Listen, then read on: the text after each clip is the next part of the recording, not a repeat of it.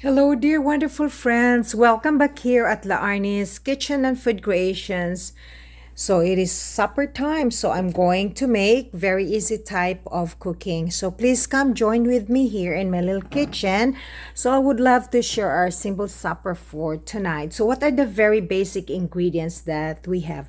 Oh, by the way, here in my old cooking pot, which I really love this kind of kawali or kalaha, I am going to add some maybe, okay, 5 tablespoons of, I use extra virgin olive oil, but you don't really need to have this type of oil if you don't have it. Simply whatever oil you have available in your pantry, simply you can always go ahead.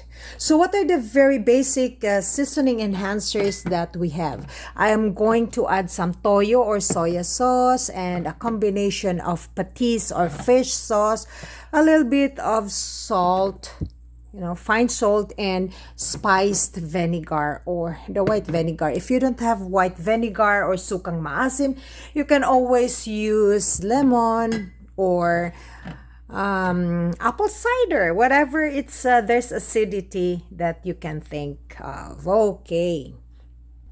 There you go. Our very basic spices. I use lots and lots of ginger. I use 10 cloves of fresh garlic. I just slice it big slices, and lots of this chili finger, hot chili fingers or siling labuyo, and then nice tomatoes, Roma tomatoes. I have here white cooking onion. I use whole head part of the cooking onion, and I have here this tanglad or lemongrass. Now this is part of the lemongrass. So these are the very basic ingredients that we have. So simply we will just saute everything. We will put this into our cooking pot all together wonderfully and saute this maybe for 2 minutes at least. And this is our baby tuna. This is what we call tulingan. So I washed the tulingan or the baby tuna. This is what we call baby bullet. So I try to make a slit so that the spices or our savory enhancer will absorb into the flesh of the fish. So at the tail part, I'll try to, twist it and then took out so that the thing there will be cooked, because others say that there's a little bit poison, which I'm not really sure about it. So I seasoned it with salt. You can add some pepper, black pepper if you want.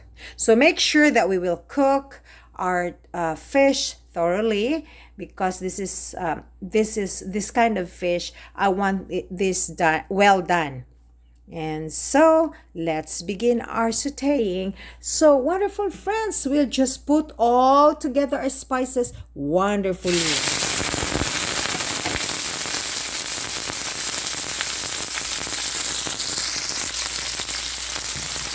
Then we will saute this.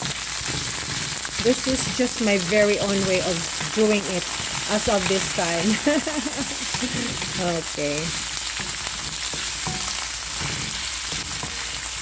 Here at La Arnie's Kitchen and Food Creations, cooking and baking, they're always make fun and easy, and it gives you the ideas on what to prepare for your family's next meal. So I simply would love to share our simple foods from day-to-day experience, and it gives you the ideas what to prepare for your family's next meal. Because as a mom, or whoever is the cook in the family, it's very hard to think, to plan for food or menu for your dishes actually. Even if you have all the resources, you have the job, you have the money to buy food, but sometimes the planning of the food, it's very hard to some people. Yes, and I agree with that.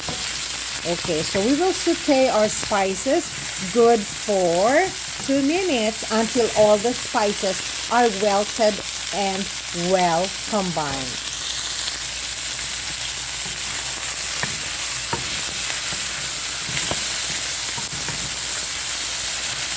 After which, my wonderful friends, I am going to add a little bit of salt. So it's a combination of salt.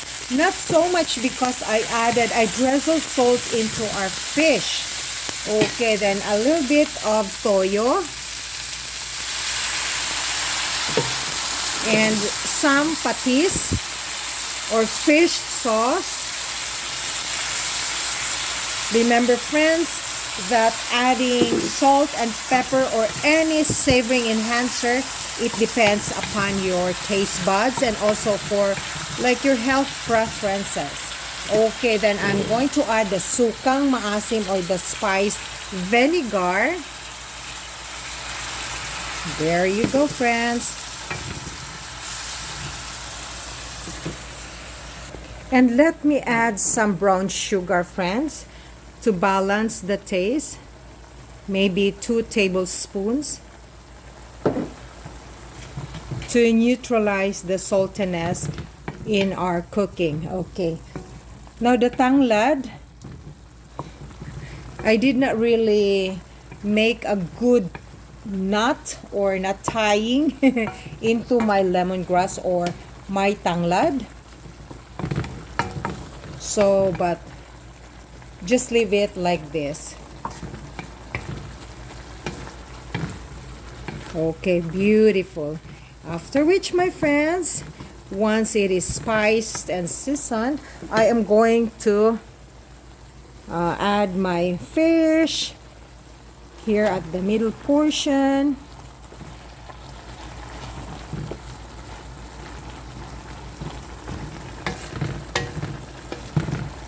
Okay.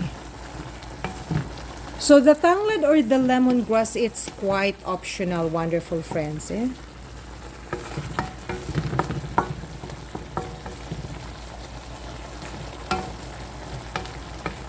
In cooking and baking, just try to be creative and do your own twist. Okay, friends, so this is our fish and we'll set that aside for now. And of course, I will be adding a little bit of oil. I don't really feel guilty in adding oil because olive oil can be very, very healthy. Especially that's an organic type of olive oil. And it's extra virgin olive oil. Okay, there you go. Beautiful, beautiful, wonderful friends. So I'll have to cover that and we will let the fish be fully cooked as of this point.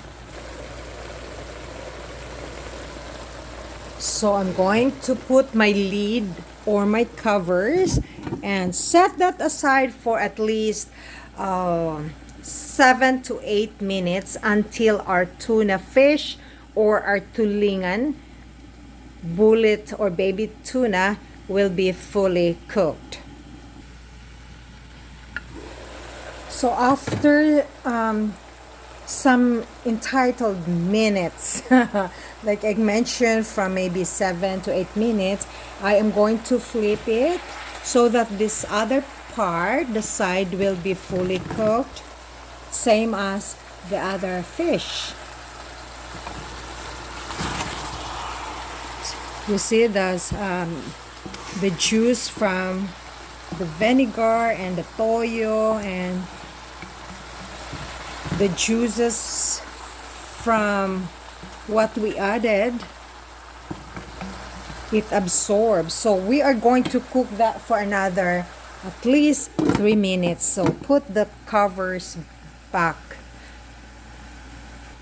Okay, friends, come, let's check. Okay, this is quite done. And look at the tanglad or the lemongrass. It adds flavor into our fish. So once again, wonderful friends, thank you very much for watching La Arnie's Kitchen and Food Creations. Stay tuned for more cookings and bakings here at my little kitchen. Bye for now. So long. God bless. Ingat po kayo. Bye.